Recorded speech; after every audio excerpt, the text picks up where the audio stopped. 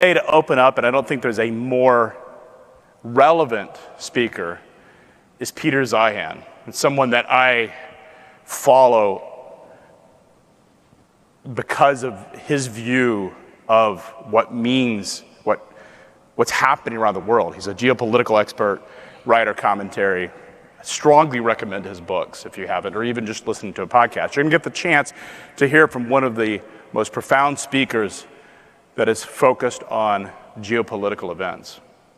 His recent book, The End of the World is Just the Beginning.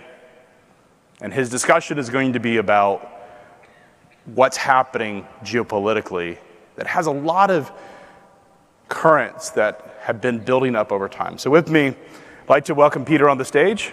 So give a round of applause to Peter. Hello, hello. Welcome. How are you? It's great to be here. So Peter, lots of conversation. This is a room of folks that globalization has a tremendous impact on their business, on their livelihood.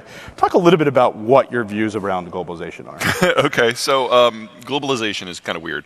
It's a very new concept, historically speaking. It used to be that the cost of transport was usually 90 to 99% of the cost of any sort of good or product. Now we're well below 1%. That didn't just accidentally happen. It required a significant change of condition. Now, there are a number of reasons why that 99% number has held for most of human history, but mostly it was about security. Just think about the things that we move today. Think if you had one bad actor, whether it was a foreign government or a pirate or whatever it happened to be, ARG. All they have to do is interrupt one step of one supply chain one time. And that's enough to break the entire system down. And that was the norm for history. So in order to change our condition so that wasn't the case, we needed to remove every single naval power from the board. And we had to make sure that there was no alternative economic model that would compete with it. And that took the massive destruction of World War II. And at the end of the war, the Americans decided it wasn't globalization that they needed, it was that they needed an alliance of cannon fodder. We needed people who were willing to stand up to a nuclear-armed Red Army at the height of its power and form a line to protect the free world, and no one was going to do that for free. So we created the globalization model where we used our Navy, the only one aside from the Brits to survive the war, to patrol the global ocean so that anyone could interface with anyone else at any time and access our market. And that created the basis for what we now recognize as trade. And we've been playing on that for 75 years. The problem is that, number one, because for us it was always a bribe that was linked to our security, and we now define our security differently, have been for 5 presidents now, we've been backing away bit by bit. But I would actually argue that even if we got a different president tomorrow that broke with the last 5, it's like, no, globalization is what we want, it's what we want to keep, it's already too late. Because part of what made globalization work is there was only one global navy, and that is not the environment we're in anymore. We have steadily, since the Cold War, retooled our naval forces to be very, very super carrier heavy. Within the decade, we're going to have 14 super carriers. And if you want to knock off a country, that's exactly what you want. But if you want to patrol the global oceans, you need like 800 destroyers, and we only have 70. So at current rates of naval build-out, we would not be able to provide the coverage we did during the Cold War this century. So we know that the security paradigm that has allowed multimodal shipping and multi-step manufacturing supply chains is already gone. We're just waiting for that one pirate to take the wrong ship. And then this all unwinds. So Peter, why would a country or a pirate, as you say, actually disrupt the entire thing? Well, everyone is going to be looking at this from their own point of view and their own interests. And if you look at the three of the 5 countries in the world that are most dependent on maritime transport for exports, China, Russia, Iran are on the list. And so they all have a vested interest from their point of view in disrupting their own neighborhoods. China in order to expand its field of reach, the Russians and the Iranians in order to get better prices for their energy exports. But they forget that beyond the horizon, if they do what they want within the horizon, then beyond the horizon, nothing about their system functions anymore. But more importantly, it's just the United States. We no longer identify global economic growth as part of our security paradigm. And we haven't since Herbert Walker Bush. So when I think about the fact that China's has really benefited greatly from the American system, Hugely. the system that you described, Arguably more than anyone else. why would they disrupt it? It feels like it's sort of economic suicide. Well, there's a whole lot of things going on in China, and we can go into into that as you want. But the Chinese economic model is failing independent of what's going on with the American relationship, independent of what's going on with globalization. Their population is in free fall. They're now admitting that they overcounted their population by over 100 million people, and all of the missing millions are age 40 and under. So they know that this is their last decade as an economic power anyway. They also know that they're probably going to be the country that suffers the most from the Ukraine war, with obviously the exception of Ukraine, because they're at the end of all these supply lines, and it doesn't take much disruption anywhere in the system for them to be the ones left holding the whole bag. And then, of course, their hyper-financialization model, which is basically they print currency in order to put octane into any sort of economic activity so that the population is employed. It's not very efficient, but it gets growth. They've now taken that further and farther than any other country in history, and every other country in history who's ever tried this has eventually had a crash. So they're going to be wrestling with all of these things in addition to a failing political system. It all comes to a head this decade, and if we're moving into an environment where growth is no longer part of the Chinese story, and the only way that they can kind of hold the center and keep the CCP in charge is authoritarianism, then all of a sudden, trade doesn't look nearly as exciting to them. And if you look at the folks that Xi appointed to be in his Politburo in the last couple of weeks, they're all yes men. None of them are technocrats. None of them know much about economics or trade or manufacturing at all. It's a leadership, all that's left of the leadership now is control.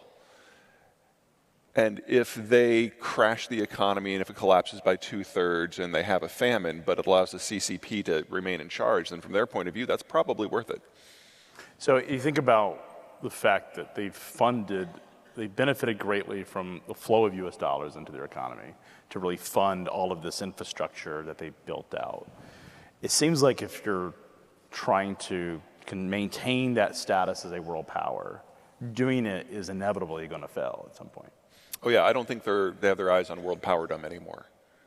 They may have a lot of vessels, about 600 versus our 300, but about 90% of them would fit in this room. I mean, not all at the same time, don't be dumb.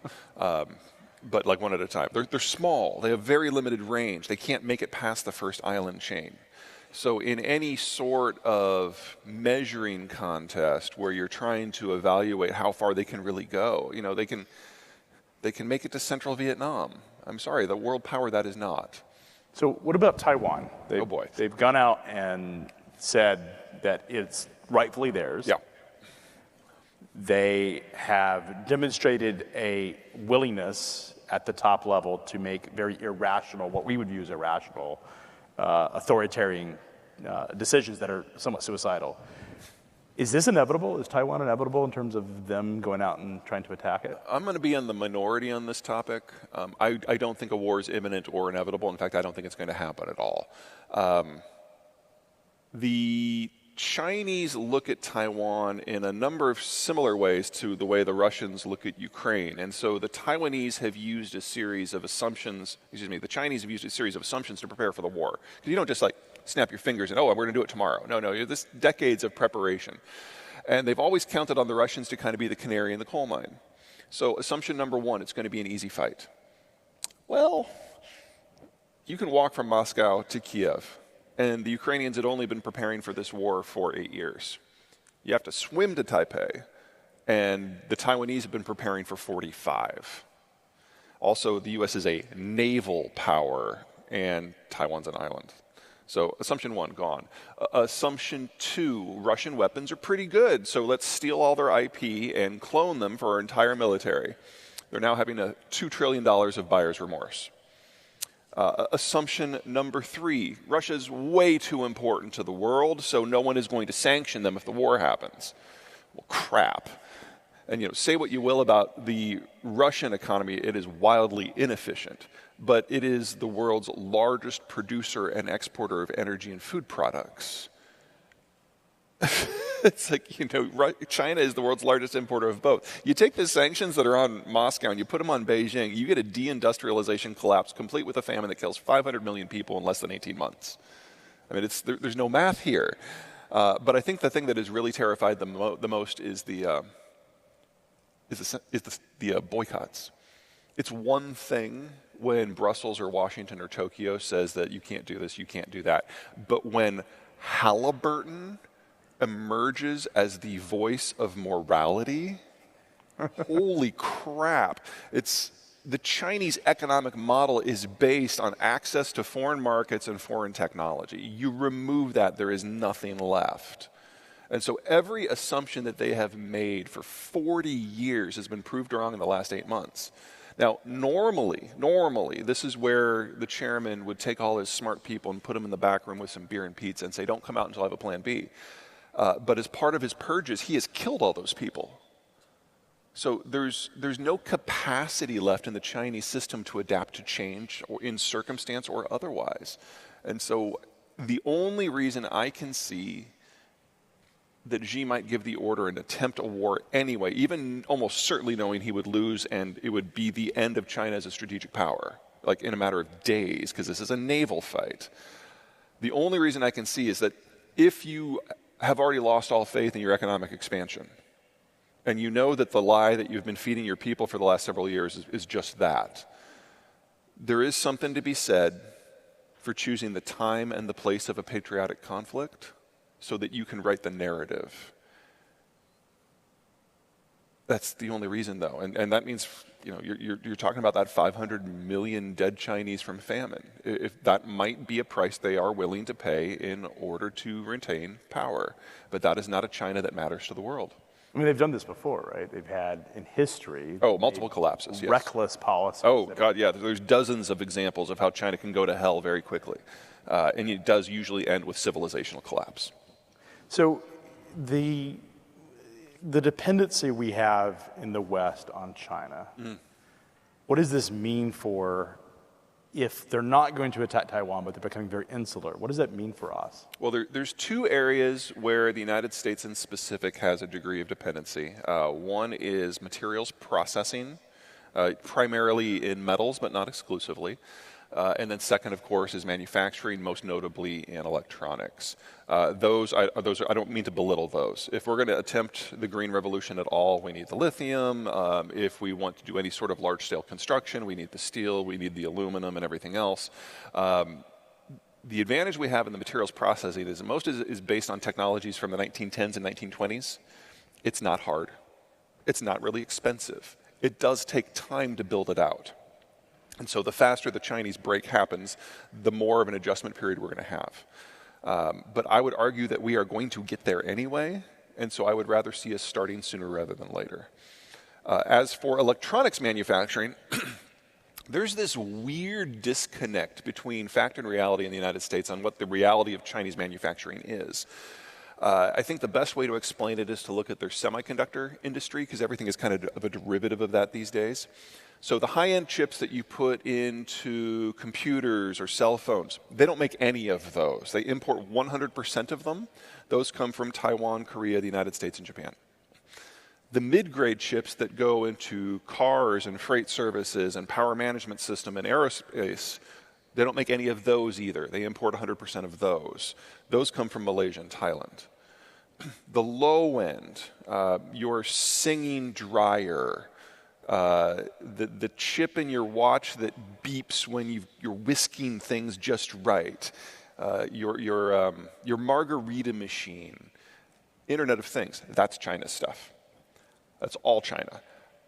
But they don't make any of the machinery that's necessary to make it. That's all imported, as are the tools that operate those machines, as is the software that those machines run on, as is the staff that manage those facilities. And, say what you will about Joe Biden. 2 weeks ago, he basically killed the Chinese tech industry because he said you can't import the high end or the medium end or the equipment, the tools, the software make the low end. And by the way, if you're an American working in that sector, you have to choose between your citizenship and your job. And within 24 hours, every American citizen in the industry was either transferred abroad or quit. It's over. We're just now waiting for the Chinese to decide how they want to die, because all they can do now is assembly. And assembly is not hard. And since their population bomb is so far advanced, they're not even the low-cost location for that anymore. They're not competitive in any manufacturing sector anymore before the tech kill. So we need to rapidly come to the conclusion in this country that we need to double the size of the industrial plant. The sooner we do that, the better off we'll be. That's a wildly different freight system, because we're talking about the end of transoceanic shipping, either because of security